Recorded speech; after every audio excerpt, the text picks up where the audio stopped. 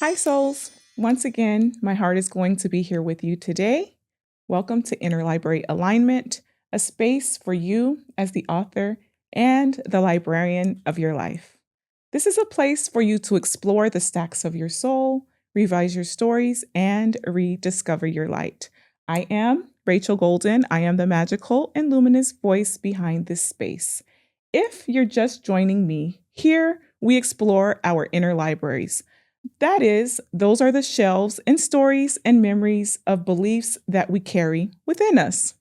Some volumes, of course, are joyful, and some are painful, and some are tucked away so deeply we hardly know they're there. In this third chapter, we're continuing the inward journey.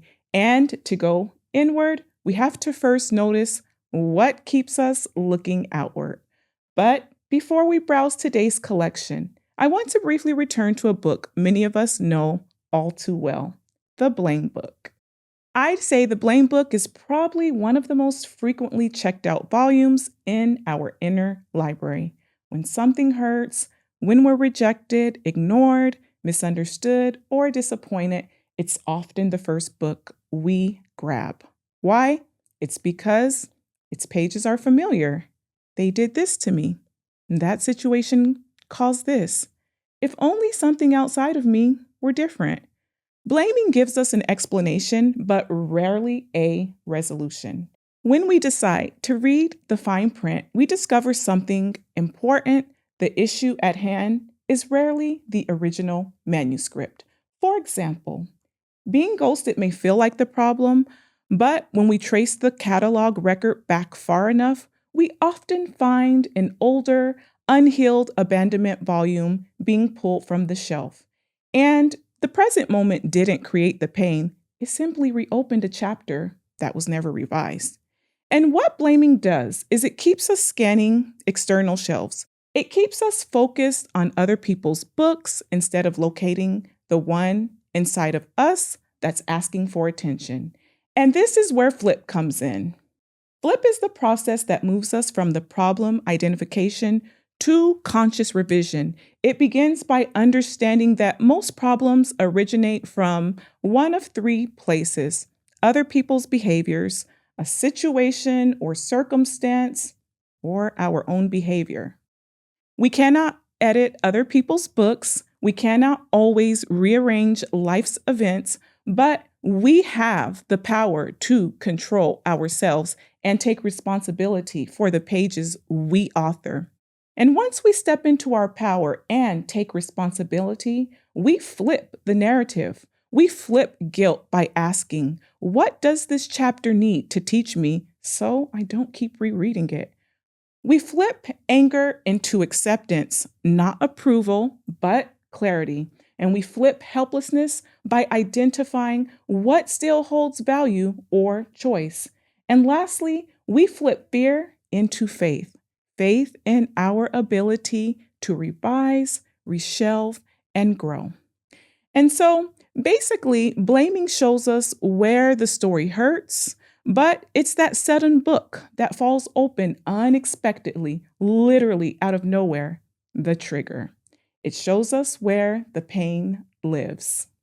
Triggers are those moments when something in your present suddenly yanks you back into the past. It could be a tone of voice, a question, a smell, or a look that flips open an old volume you didn't intend to revisit.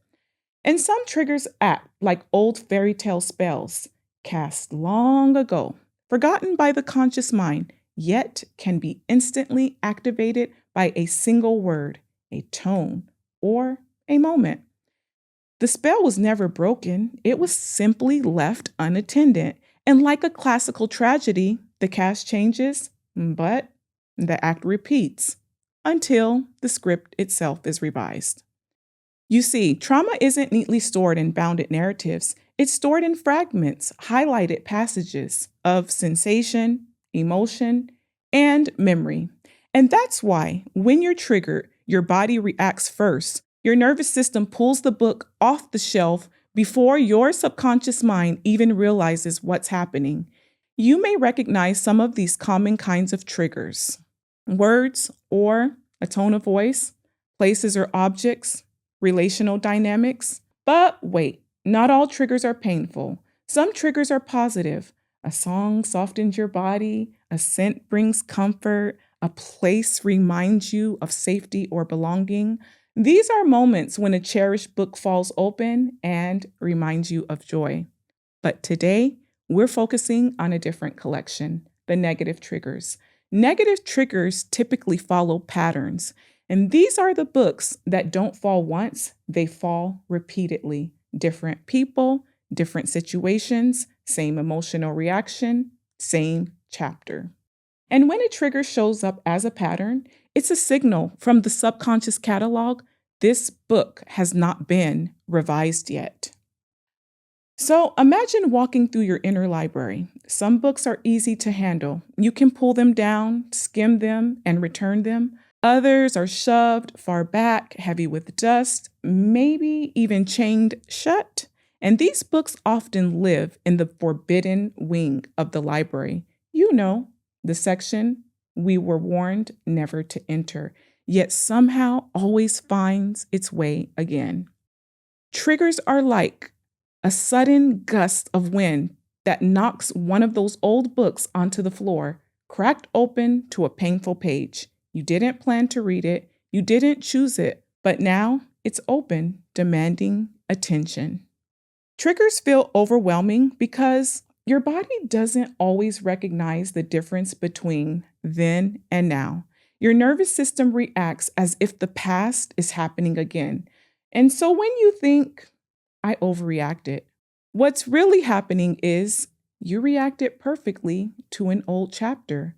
The issue isn't your reaction, it's just an outdated story that is being read in the present moment. Here's the deeper truth about blame and triggers. Blaming and triggers are usually not what's actually happening at the surface level. What we react to, a person, a comment, a situation, is usually just the cover of the book. The real story lives deeper beyond the front covers. And triggers don't create wounds, they reveal them. Blame doesn't explain the pain, it points us away from the root. And when we stop arguing with the cover and start reading the text beneath it, we begin healing. And this is where flip becomes powerful again, because once we locate the root volume, we can finally revise the chapter that's been repeating. For years, many of us have tried to avoid triggers, shamming books shut, shoving them back into the stacks. But here's the reframe. Triggers aren't enemies. They're like bookmarks, marking pages that still need to be read. They don't cause the wound, they reveal it. And like the hero in a myth, we don't heal by avoiding the dark cave because the treasure is always hidden where fear lives. Let me pull a story from my own shelves. It was a pattern that I only noticed last summer.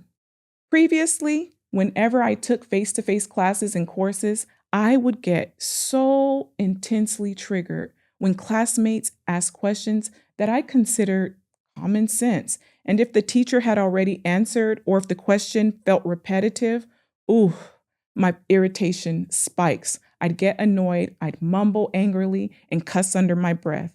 My inner voice labeled their questions and them as freaking stupid.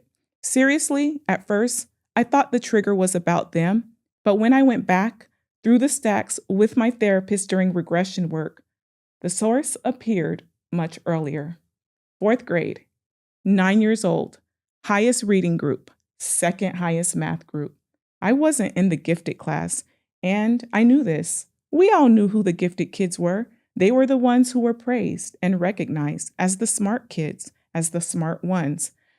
I still remember the sting of that, the quiet verdict that I wasn't as smart as they were. Simply just wasn't the smartest. And fast forward to adulthood. Every time I judged someone else's question as stupid, I was actually subconsciously flipping the script. By judging them as less intelligent, it made me feel smarter.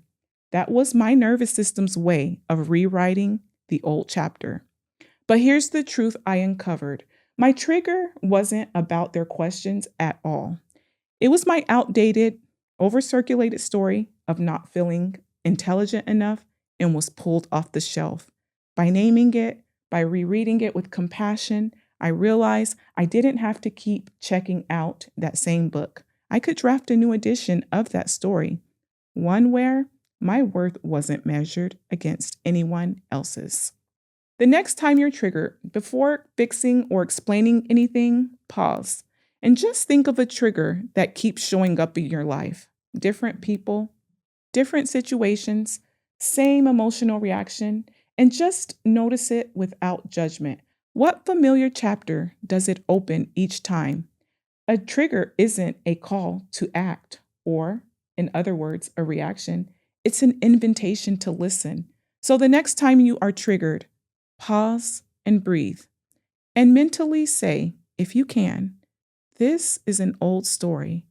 I am safe now. Name it. I'm triggered. Locate it in your body.